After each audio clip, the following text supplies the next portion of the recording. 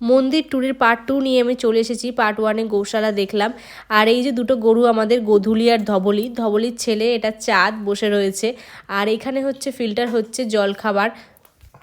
এখনও অনেক কাজ বাকি আছে, ধীরে ধীরে ধীরে ধীরে কাজ চলছে। আর এটা আমাদের বাড়ি। আর এই ছোট সিঙ্গেল ঘরটা হচ্ছে বাইরে থেকে যে সাধুরা আসবে তাদের জন্য করা হয়েছে নতুন করে। আর এই পাশে সমস্ত ফুল গাছ, এখন শীতের জন্য কিছু পালং শাক, ধনেপাতা, লাল শাক, আরও অনেক রকমের সবজি লাগানো হয়েছে। বেশিরভাগ এখানে ফুল গাছই আছে। এই পাশে জমিটাকে ফাঁকা রাখা হয়েছে সিজনাল চাষ করার জন্য। এখন সর্ষে চাষ করা হয়েছে। আর ফুলকপি, বাঁধাকপি, অনেক রকমের শীতের সবজি লাগানো হয়েছে। এটা আমাদের পার্সোনাল ঘর যেটা দেখালাম। আর পাশে তো সাধুদের ঘর দেখালামই। আর এটা হচ্ছে মন্দির। আর ওখানে আজকে পুজো চলছে যজ্ঞবেদীর ওপরে। ঠাকুর এসে গেছে কিন্তু মন্দির আমরা এখনও চালু করিনি। আর ঠাকুর যদি দেখতে চাও কেউ, আমার চ্যানেলে অলরেডি ভিডিও আছে, সেটা গিয়ে দেখে নিতে পারো। ঠাকুরটা আমাদের কেমন হয়েছে দেখে বুঝতে পারবে।